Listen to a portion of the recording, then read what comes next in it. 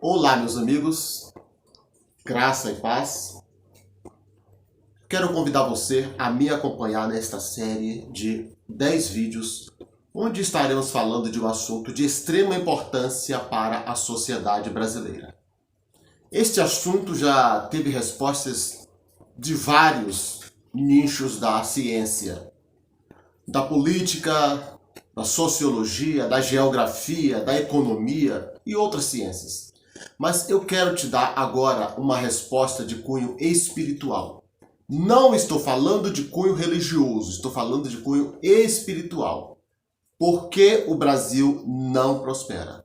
Nos acompanha nesta série, nos deu o privilégio de ter a sua companhia nesta série. Mas para isso é preciso também que conheçamos um pouco da história do descobrimento do Brasil, entre aspas, como também do descobrimento das Américas. Falo descobrimento entre aspas porque aqui já tinha habitantes, tanto no Brasil como nos outros países das Américas. Este é um vídeo de cunho mais introdutório, onde não estarei me aprofundando muito nos assuntos, mas a partir do segundo vídeo estaremos penetrando um pouco mais na história e traremos esta história à luz da Bíblia.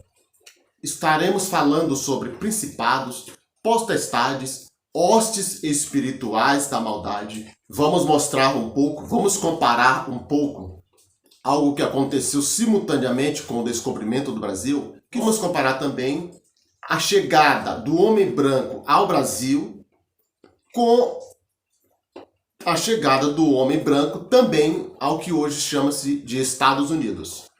E vou deixar para a sua análise, ou melhor dizendo, para a nossa análise, um texto bíblico que está no livro do Êxodo, segundo livro da Bíblia, no capítulo 20 e o versículo de número 5, que diz: Não terás outros deuses diante de mim, nem farás para ti nenhum ídolo, nenhuma imagem de qualquer coisa no céu, na terra, ou nas águas debaixo da terra. Não te prostrarás diante deles, nem lhes prestarás culto, porque eu, o Senhor, o teu Deus, sou Deus zeloso, que castiga os filhos pelos pecados de seus pais, até a terceira e quarta geração daqueles que me desprezam. Neste texto bíblico, estamos falando de idolatria e de pecados geracionais. E não quero atacar aqui nenhum grupo religioso. É apenas uma crítica construtiva. Não vou citar católicos nem evangélicos. Eu vou utilizar a Bíblia para isto. Tenho amigos e conhecidos em quase todos os ramos religiosos. E por isso trato a todos com respeito. Peço que também aqui nos comentários você faça o mesmo. Pode fazer a sua crítica sem nenhum problema, desde que não falte com respeito. Sei que, mesmo pedindo respeito, receberei algumas críticas meio pesadas. E vou deixar aqui um pensamento do psicanalista Freud. As massas nunca tiveram sede de verdade. Elas querem ilusões, não vivem sem elas. Sigmund Freud. Portanto, meu querido, não estou muito preocupado com as críticas, que sei que serão, de certa forma, ferrenhas. É um curso de 10 longos vídeos e, mais uma vez, eu peço, acompanhe-nos nesta série. Vamos fazer uma análise da espiritualização ou da espiritualidade no Brasil. Por que que a idolatria tem uma influência tão grande na nação brasileira?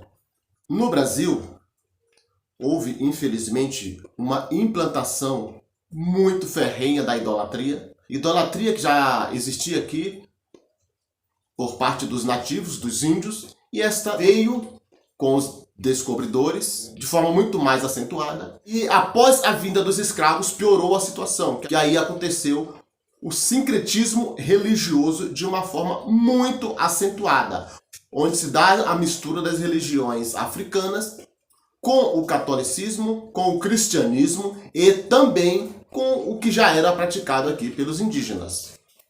E aí, quando lemos nesse texto bíblico, onde fala que Deus visita a maldade ou o pecado dos pais Nos filhos, a terceira e quarta geração, nós temos os chamados pecados geracionais. Os pecados que uma geração pratica e fica a herança para outras gerações. E aí os espíritos das trevas têm legitimidade para agir no mundo físico.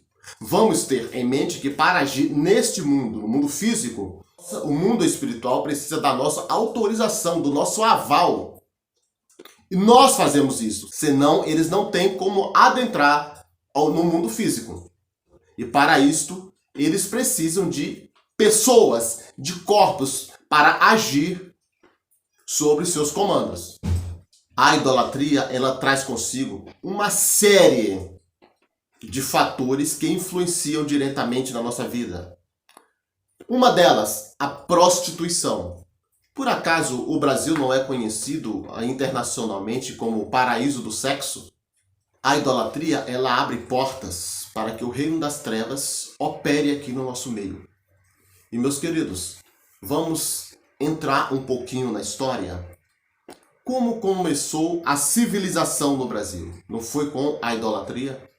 Repito novamente, não estou me referindo à Igreja Católica, não estou me referindo a nenhuma instituição. Eu estou me referindo à idolatria. Até mesmo porque no meio evangélico também há casos de idolatria. Então minha crítica não é a uma instituição religiosa, e sim a prática da idolatria. Tem um livro que tem como título Por que as Nações Fracassam?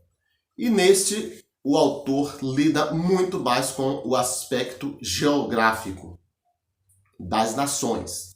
Mas será que realmente é simplesmente o fator geográfico? Eu garanto para vocês que não. Vamos olhar para estas nações e o que elas praticam em termos de religião. Normalmente são nações de grande maioria pagã, como é o caso dos países africanos. A questão é que quando do descobrimento das Américas, quando entraram aqui os descobridores, os desbravadores, eles praticaram atrocidades, muitas das vezes até mesmo em nome da religião. Roubaram muito, mataram muita gente, são pecados geracionais, são crimes. Olha só o que aconteceu com Caim, quando matou seu irmão Abel, o que Deus fala para ele. Portanto, as atrocidades acometidas pelas pessoas, pelos brancos que chegaram aqui nas Américas, Brasil, América do Sul, todos os países aqui da América do Sul, América do Norte e até mesmo América Central,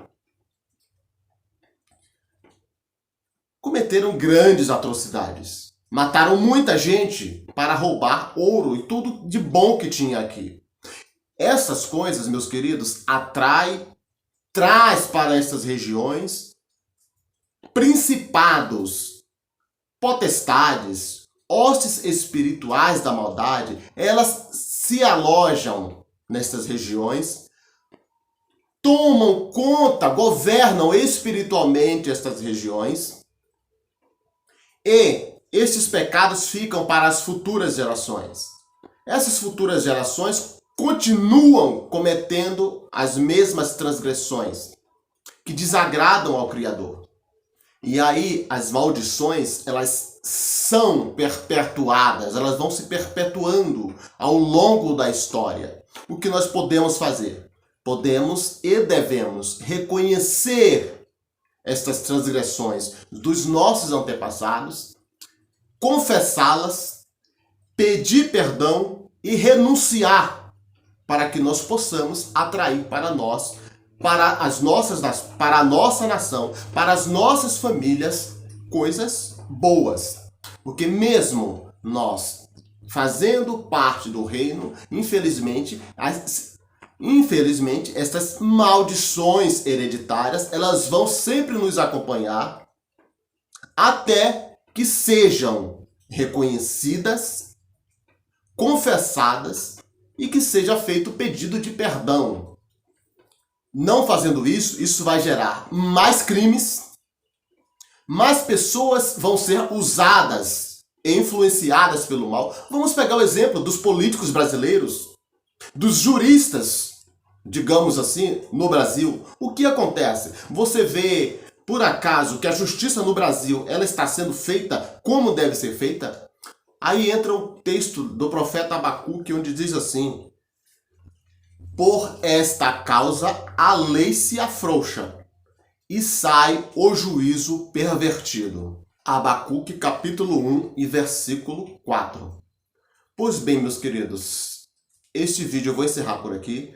Peço para você que se inscreva no canal, que ative o sininho e vamos nos aprofundar nos próximos vídeos. Como falei, este é um vídeo mais introdutório, para que nós tenhamos um apanhado geral do quanto a idolatria, de quanto os pecados geracionais influenciam na nossa vida e no desempenho do desenvolvimento da nação brasileira.